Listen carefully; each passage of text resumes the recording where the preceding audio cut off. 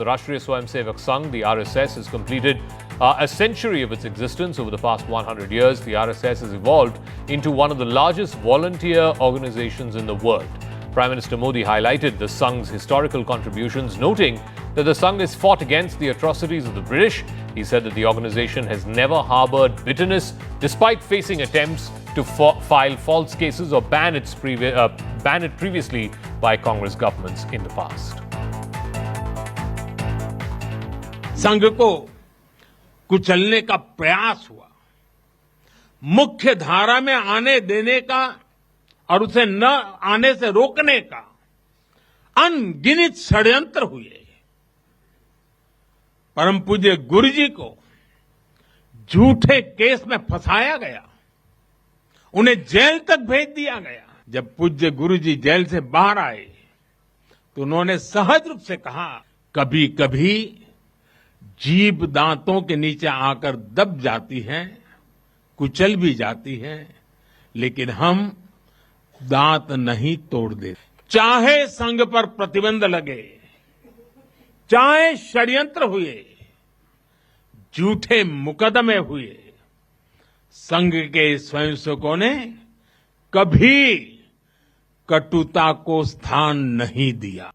संघ के अलग अलग संगठन भी जीवन के हर पक्ष से जुड़कर राष्ट्र की सेवा करते हैं। शिक्षा हो, कृषि हो, समाज कल्याण हो, आदिवासी कल्याण हो, महिला सशक्तिकरण हो, कला और विज्ञान का क्षेत्र हो, हमारा श्रमिक भाई बहन हो, समाज जीवन के ऐसे कई क्षेत्रों में संघ निरंतर कार्य कर रहा है। The Rashtriya Swayamsevak Sangh, the RSS, has often been a subject of intense debate regarding its role in the freedom struggle in India. While mainstream narratives tend to overlook or question the contributions of the Sangh, a closer look reveals a rich history of active participation by the RSS during critical moments in the fight for independence. When the Quit India movement happened, this was in 1942, was a slogan by Mahatma Gandhi. The RSS Swayamsevaks participated under the Quit India ambit under the guidance and leadership of the second Sarsankhalak, M.S. Golwalkar. The RSS also provided safe houses for revolutionaries evading British surveillance, thus playing a vital but often understated role in resisting colonial rule. During 1940 to 1947, the British CID kept sending reports about the expansion of the RSS and the way that Golwalkar was spreading the fire of patriotism amongst the masses in the country. A report of 30th December 1943 says that the RSS is moving ahead rapidly towards building a highly significant all-India organization. Now, initially, the RSS volunteers worked in the freedom struggle silently, and then as the days of independence came close, the RSS led from the front to save millions of lives during the partition, provided shelter, food, and safe passage to millions of Hindus and Sikhs. Now, here's why the Congress and other opposition parties either dislike or outright oppose the RSS. The Congress promotes a pluralistic and inclusive secular nationalism, while the RSS advocates for Hindu cultural nationalism. Now, this fundamental difference means that they never really see eye to eye. After Mahatma Gandhi's assassination, Sardar Patel banned the RSS in 1948. He cited concerns over the role of the RSS and its sister organizations in fostering a climate of hate. The Congress accuses the RSS of not participating in the Quit India movement or other major anti-British campaigns. RSS leaders have called for removing these words, secular and socialist, from the Constitution's preamble, arguing that they were added during the emergency under Indira Gandhi. The Congress sees this as an attempt to undermine the Constitution's core values. Congress claims that RSS has never really accepted the Constitution drafted by Dr. B.R. Ambedkar and has repeatedly pushed for a new Constitution, while the RSS outright rejects that. RSS की सराहना प्रधानमंत्री मोदी किस बात के लिए कर रहे हैं? आरएसएस की सराहना क्या इस बात के लिए की जाए कि उन्होंने आजादी के आंदोलन में अपनी छोटी उंगली का छोटा नाखून नहीं कटाया?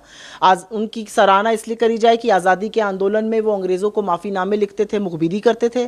क्या इसलिए आरएसएस की सराहना की जाए कि उन्होंने 53 साल तक तिरंगे का बहिष्कार किया? क्या इसलिए सराहना की जाए कि इन्हीं से प्रेरित और पोषित होकर इस देश के प्रथम आतंकवादी नाथूराम गोडसे ने महात्मा गांधी को मारा था? 100 वर्षों में इस देश की 85% लोगों की हिस्सेदारी आरएसएस में क्यों नहीं हुई और इनका क्या योगदान रहा भारत की आजादी के आंदोलन में, यह आपको जरूर पढ़ना चाहिए। 100 वर्षों के पूरे होने पर इनकी शुरुआत 1925 से हुई है और तब देश जब गुलाम था अंग्रेजों का, उस वक्त आरएसएस ने अंग्रेजों का साथ दिया। इस सच्चाई को देश के लोगों को आज 100 वर्ष पूरे होने पर बताना चाहिए। आज जो उनका भाषण था और आज जो उन्होंने एक स्टैंप इश्यू किया और एक कॉइन इश्यू किया, ये प्रचारक का काम किया उन्होंने, हमारे देश की प्रधानमंत्री का काम नहीं।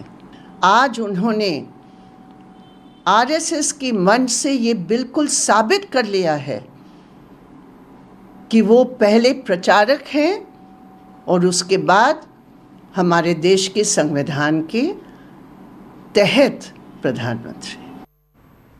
Now, in honor of the RSS centenary, the 100-year anniversary celebrations of the founding of the RSS, Prime Minister Narendra Modi today unveiled a commemorative coin and a special postage stamp that have the first ever representation of Bharat Mata on an Indian currency.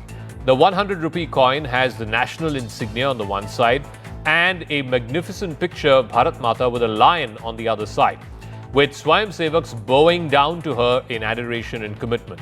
The 1963 Republic Day parade participation of RSS Swayamsevaks is featured on the postal stamp. This leads up to the start of the Sangh celebrations, which will begin from Vijay Dashami, which is tomorrow. Yasha Kotak gets us a sneak peek of the preparations at the RSS headquarters in Nagpur.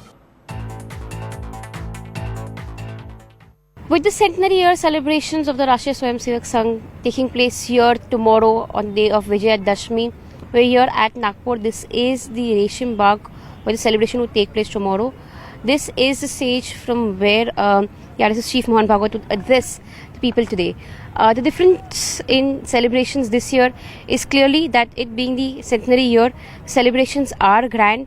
In fact, every year it is half the ground which is used, the ground at Reshim Bagh. However, this year there are more than 20,000 people who are expected to be a part of this celebration, as a result of which the entire ground would be used for celebrations. Today, preparations are on in full swing. You can see chairs have been set. There are different stages that have been built. There are two different stages for VIP guests who would make their way here. Apart from that, on both the ends of this very ground is where there are preparations being made. Clearly, we've seen that Maharashtra has been hit with monsoon. In fact, until yesterday was where there were heavy monsoon that Maharashtra was witnessing, and which is where, if at all there are rains tomorrow, several preparations are being made. In fact, there's waterproofing that's been done for some of these special areas where the guests would be sitting. Clearly, this is a special year for RSS, with it marking the centenary year, and which is where Prime Minister Narendra Modi as well, when he spoke and addressed the centenary year celebrations in Delhi, spoke about the sacrifice, selfless service and nation building and discipline that RSS teaches. Clearly, celebrations have already started in Delhi. Tomorrow early in the morning, around 7:30 is where we'd expect Mohan Bhagwat to be addressing several RSS workers, several VVIP guests who will be a part of these celebrations. And right here from this very ground zero is where we report and give you more updates on the celebrations of RSS centenary year.